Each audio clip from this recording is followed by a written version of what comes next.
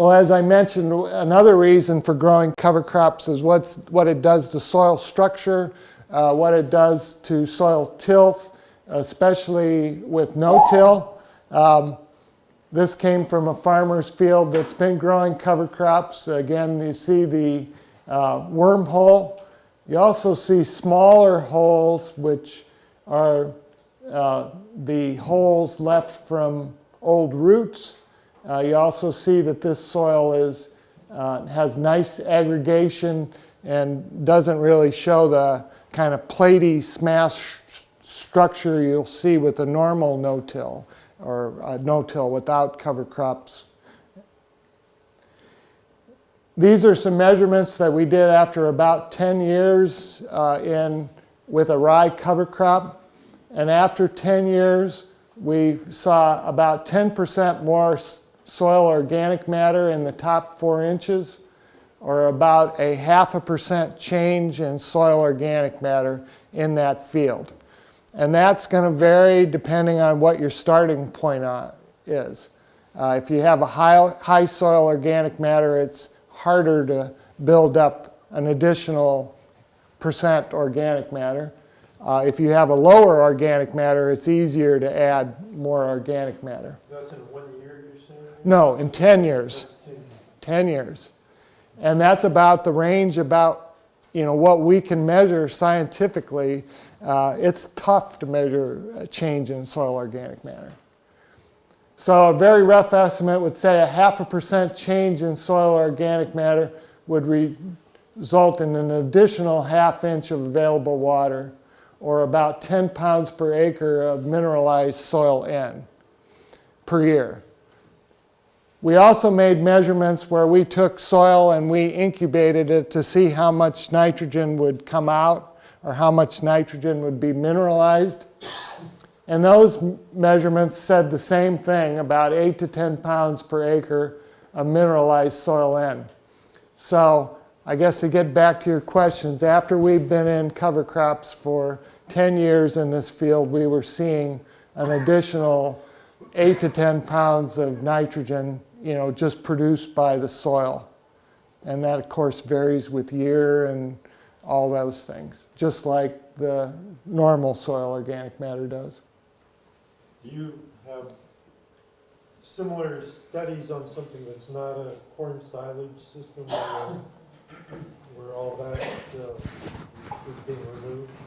No, we don't. And it would be harder to see those changes there, partly because a difference between a big corn crop and a small corn crop adds a lot of variability from year to year. So you should be building up your organic matter faster in a corn silage rotation than you would in a regular. Oh, I mean, yeah. Without the corn silage being removed. Yes, you should. Or you're not decreasing it as fast. That's kind of one of the things we don't know. I mean, you always come to a new equilibrium every time you change the system. So you hear a lot about farmers, and this again goes back to the no-till. They're wondering about how deep their cover crop roots go. This is from southeastern Iowa at a field day where they dug a trench and showed, in this case, those are some cereal rye plants up there, and you can't see it, but this ruler is going down 29 inches. So those are some pretty small plants. In our studies around Ames, we made those measurements over 5 years, and in mid-April we were seeing roots down to about 38 inches with a cereal rye cover crop. And here again, those are not, the plants at that time were not extremely big. We're talking maybe about 4 to 6 inches tall. So they do get down to incredible or pretty good depth. That depth determines, what depths they can remove nitrogen from. It also provides those channels that corn and soybean roots can follow down in the spring. Just throwing a picture of grazing. This happens to be a cereal rye and turnip mixture from northern Indiana, and it's in December, so a pretty good stand and growth, and those cattle are grazing it. We did some down at Steve Berger's in Washington County at the end of March, and we were seeing them down that 3 feet or deeper cereal rye at that time. So I would say that I'd say most of the growth had occurred in the fall. You'll get some extension of growth in the spring, but it's putting a lot of its resources into shoot growth in the spring. We'll talk a little bit about it. You know, why am I only working with oats and rye? Well, when I first started, that was what we could get to work.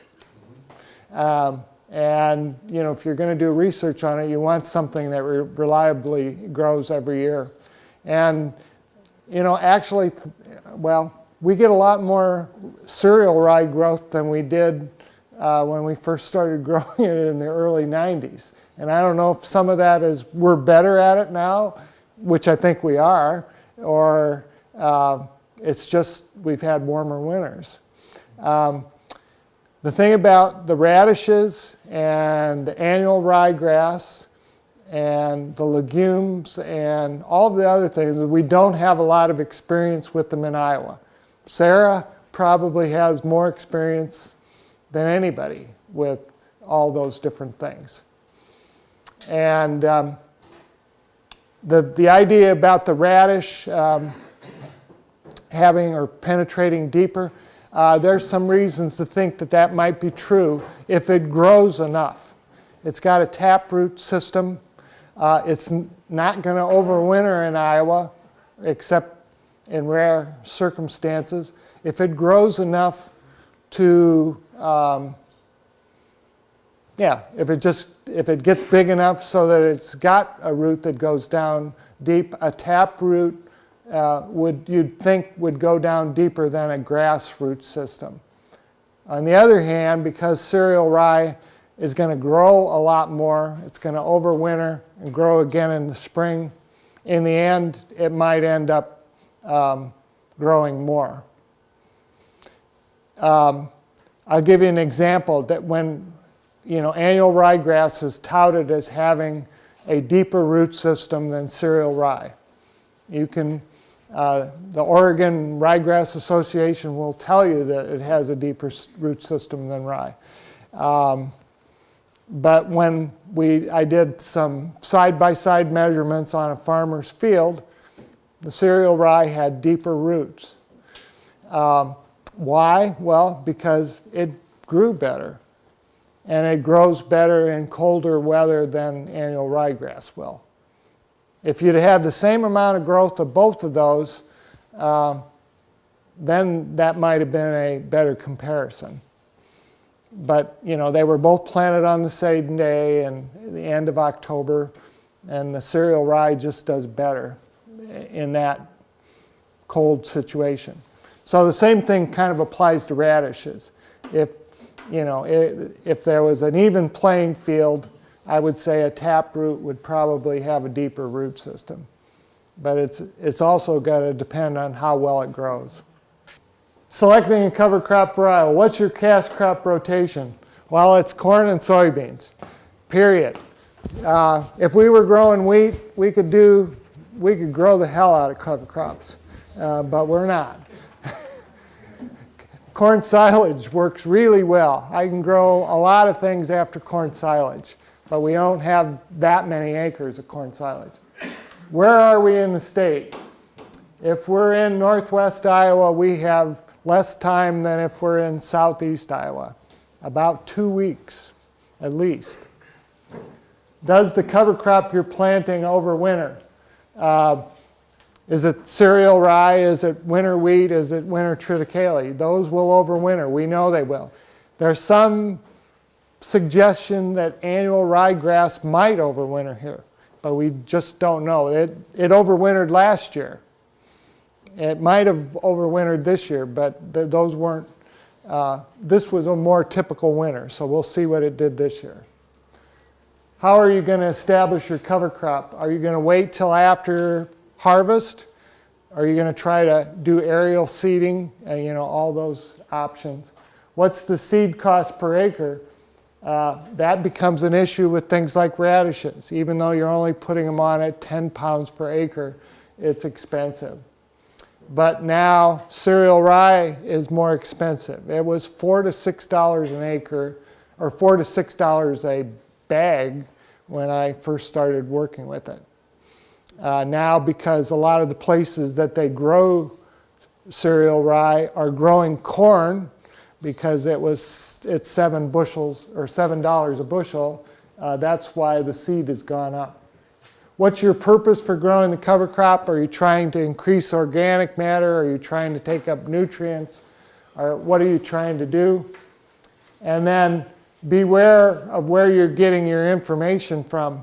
You can read a lot of articles in the farm press or on the internet. There's guys there, we're talking about southern Indiana or south of Interstate 80. That's a lot different than what we have here. They can do a lot more things. And then how much will it grow? These are the possible cover crops. I've talked about the small grains. We've mentioned these brassicas, turnips, and mustards. For the most part, they will not overwinter. The only one that might is winter canola, which some people at Iowa State are working with. Forage grasses, annual ryegrass, different than cereal rye. And a lot of people get that confused. The legumes, hairy vetch, red clover are probably the two most popular ones. Crimson clover is becoming a popular cover crop. Again, we don't know if it overwinters. Others are summer cover crops are sorghum, Sudan grass, buckwheat, millet, but they would only be if you had prevented planting or flooded out acres or something like that in a corn and soybean. And then mixtures. Everybody's talking about mixtures, but we don't know much about them for Iowa or what those mixtures would be.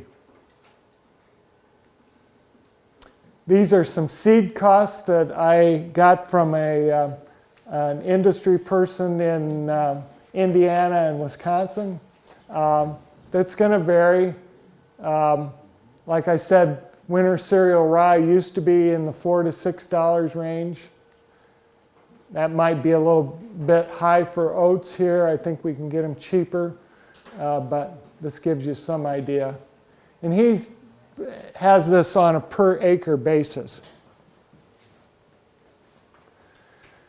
What determines when we can plant these things? I guess Jamie will talk a little bit about it in terms of the cover crop selector tool, but basically to get enough growth of these that don't overwinter, or legumes that do overwinter, but they need to be a certain size in order to survive the winter, they need to be planted in this 35 to 42 days before the average frost date. And really, these are just guesses because we don't have a lot of experience with it. The non-winter hardy small grains like oats, they'll do a lot better. As I said, 35 days may be conservative for them. Usually if you get oats here in central Iowa planted by September 15th or aerial seeded by this date, they'll produce or grow quite a bit before they're winter killed. And that's just a shot of the cover crop selector tool, which a group of people here in Iowa worked on. This is part of a Midwestern cover crop tool.